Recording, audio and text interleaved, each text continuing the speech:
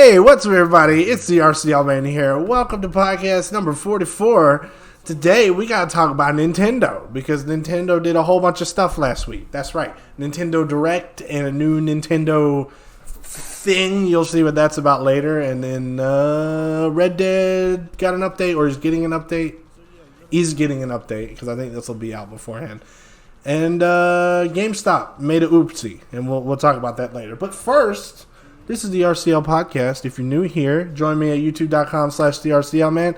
I talk about video game news, usually give you a little story at the beginning, just some extra filler, whatever, what happened in the week. And then last week we tried out a new format, and we tried out This Week in Science, which I actually like doing that. It's real broad strokes when it comes to science, but we'll do that as well.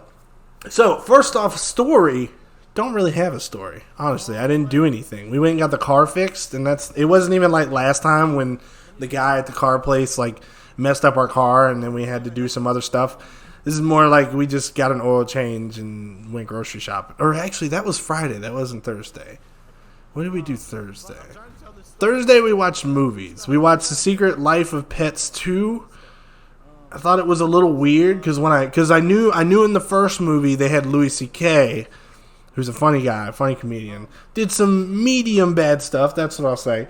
Did some medium bad stuff, and then I guess that's why they took him off the movie, and then is voiced by a different comedian, Patton Oswalt. I'm pretty sure that's who that was. I didn't go look it up or anything because I was so sure of myself.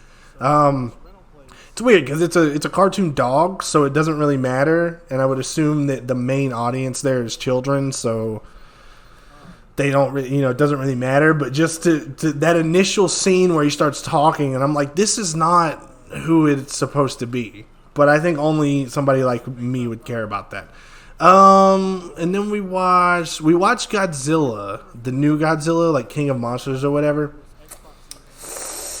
I give it a solid 6 out of 10. I don't know. I don't want to. Maybe 6 is too harsh. Maybe a 7 or 7.5. 7.5. I'll go 7.5. It was okay. It wasn't really that. I don't know. It's one of those movies that you almost put on in the background, and then whenever the big fight scene happens, that's what you watch. But then the rest of it's just eh. But that could be just me. You know what I mean? I'm not a huge. I don't know.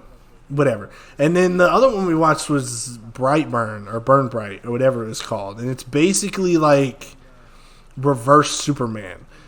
It's the exact same story as Superman. A kid was sent from an alien civilization, landed on a farm. The parents raised the kid alien until it was like a teenager, and then he started having powers and able to do amazing things, except for he starts killing people.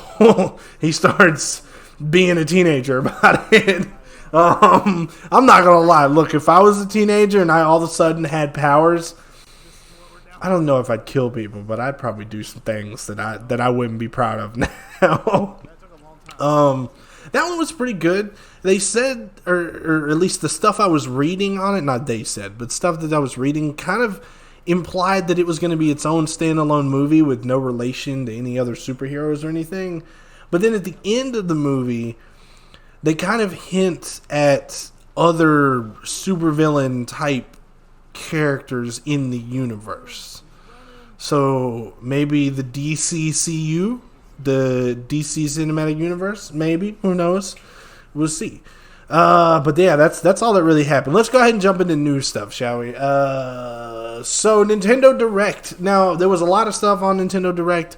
Most of it I did not care about, but that's just me personally. If you want the full thing, it's all online. We'll just go over some stuff, the major stuff.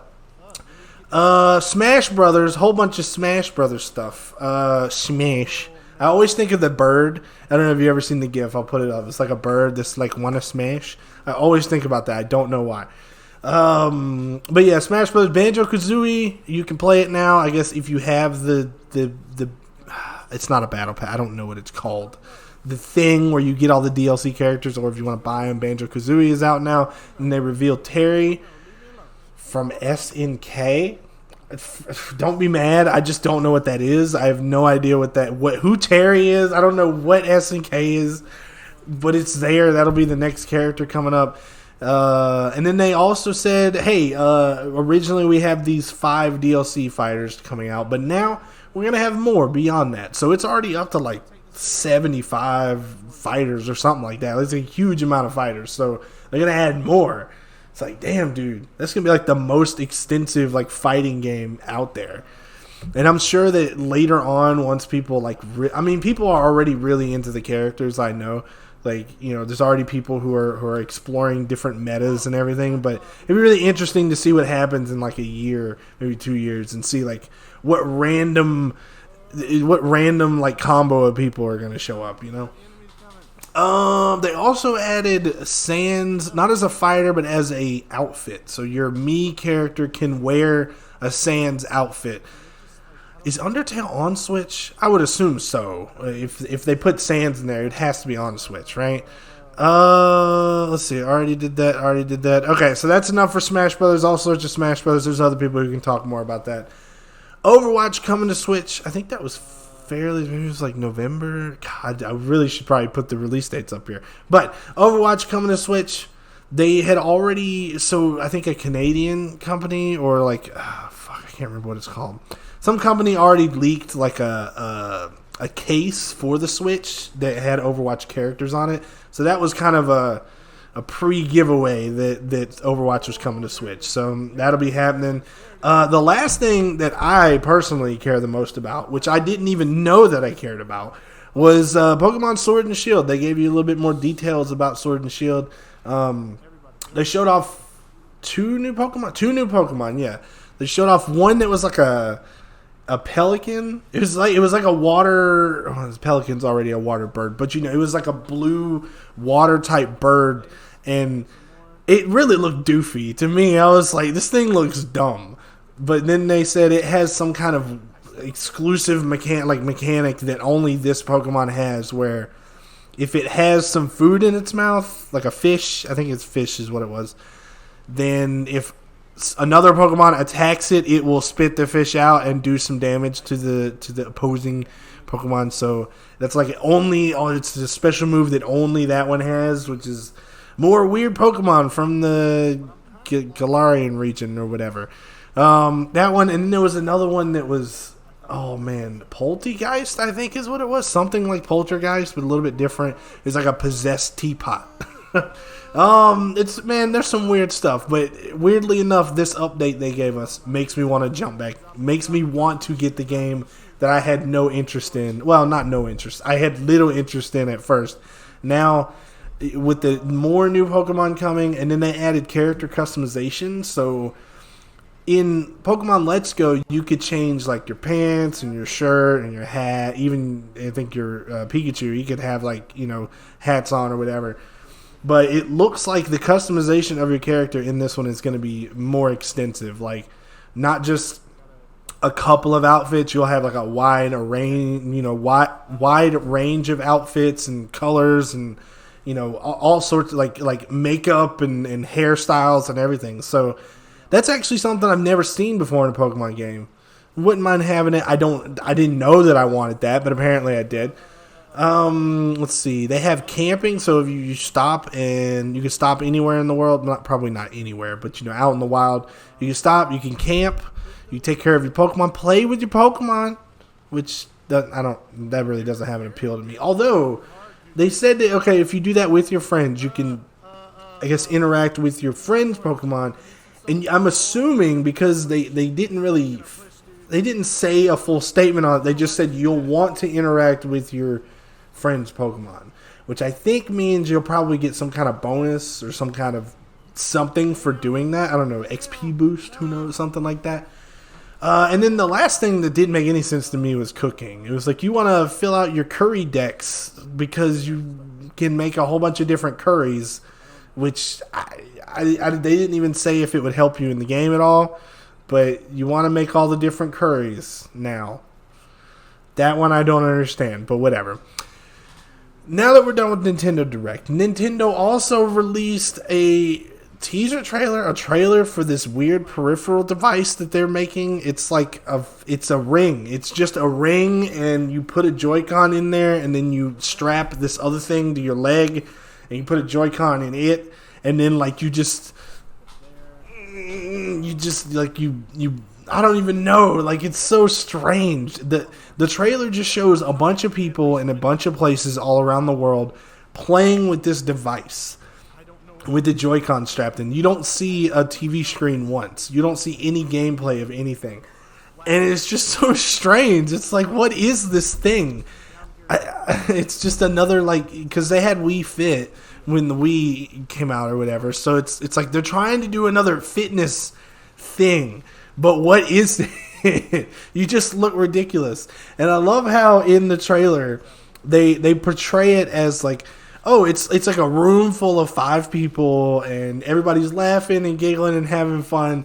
And the whole time I'm watching it, I'm just like, yeah, how many people are going to buy this thing and be alone in their living room doing it? Because that's kind of how you play games. I mean, you might play it with a significant other, but most of the time, very rarely, I think, are you in a group of like 5, 6 people playing, watching somebody struggle with this device. Like, what is it? I don't know. We'll see. Who knows? It could be a big hit. Who knows? Next thing here, GameStop put a listing out for a replica of the Splinter Cell, like 3 green light night vision goggles. And on the listing, they put in there something about Splinter Cell 10, like a 10th game coming out. So Ubisoft has not confirmed that there's a 10th game coming out. They keep saying that they have to try something new with Splinter Cell. So, I mean, that kind of confirms lightly that they're working on something. I mean, because it's like, they're like, we got to try something new. But then also GameStop knows something. I mean, they put in there like something about another game. So my voice is cracking. They put something in there about another game, so another game is coming. You know, me personally, I've never played a Splinter Cell game. Well, I've played one, but I've never been huge into it. I do think if they did another one, though, I would want to try it because it seems like a game that I think I would be into, and especially. Just when they say something new, I don't think they mean completely new, like the mobile game or anything. Because he's in like a mobile game where it's like Tom Clancy something. It's a whole bunch of Tom Clancy characters, like turn-based thing. But I think what they mean is something more open world. Like an open world Splinter Cell game, like a Dark Souls Splinter Cell type deal. I mean, there's literally nothing that I'm basing that on other than what do I think a new Splinter Cell game would look like. Because previously it's been a very linear experience, like a very, you just play through the story essentially. And you could maybe play how you get to the end a little bit differently, as in your methods of, taking out people. But I think previously it's just been a linear story. So I think speculating... Just me personally, if they did like an open world type deal, which I don't even know how they would do that. Honestly, no idea. But it'd be interesting. And then last thing here is Red Dead Redemption getting an update. They're going to be adding, what's it called? Frontier? Hang on, I got to look it up real quick because I had it here. But the Frontier Pursuits update. So they've released, or they are, this is on the 10th of September is when it comes out. They will release I think it's Outlaw Pass. It's a Battle Pass. It's a Battle Pass, but for Red Dead Online. So they release that, and you get skins and whatever if you pay for it. It costs 35 gold bars.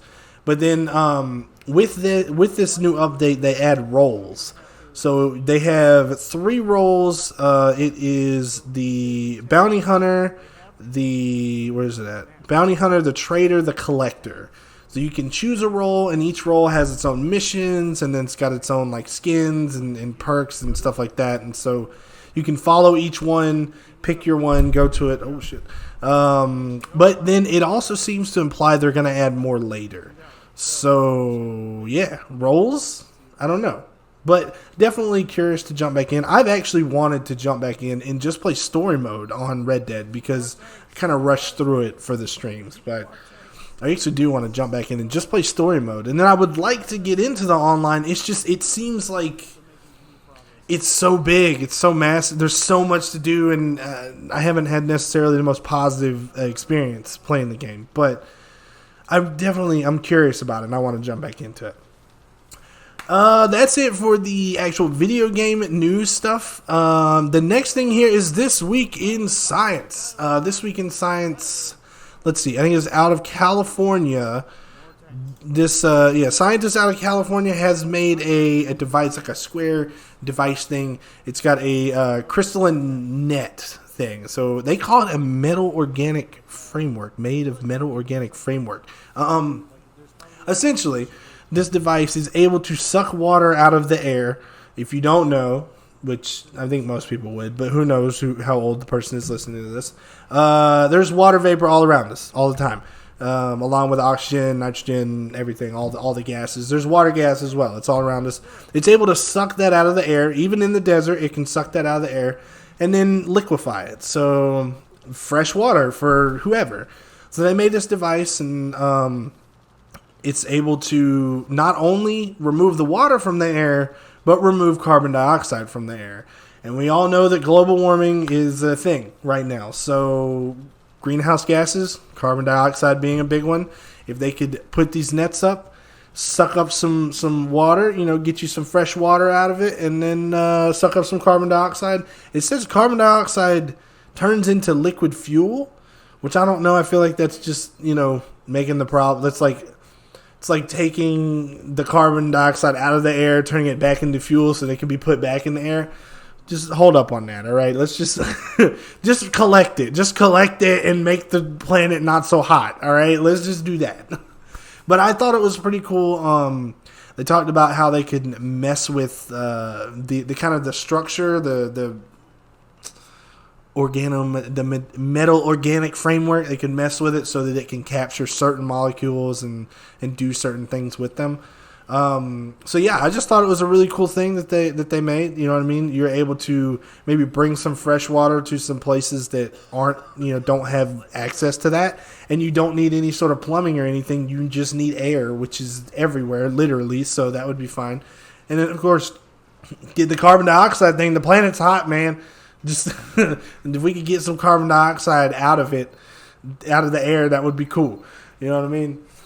I've thought about that before, though. Like if they could have a giant net that would just soak up carbon dioxide, but then it's also like, how much carbon dioxide are you going to have to soak up to make any difference in the temperature of the planet? I mean, I'm sure reducing carbon footprint in any capacity is probably good, but that's enough science talk. Anyway, new device, cool device. Let's hope it makes it out there. All right, everybody. Well, thank you for joining me for the RCL podcast number 44. I'm still a little weary about this new format. I got to get a little bit better at doing it. But if you did like it, like, subscribe, all that good stuff. We'll see you in the next one. Have a good day, everybody. RCLman out.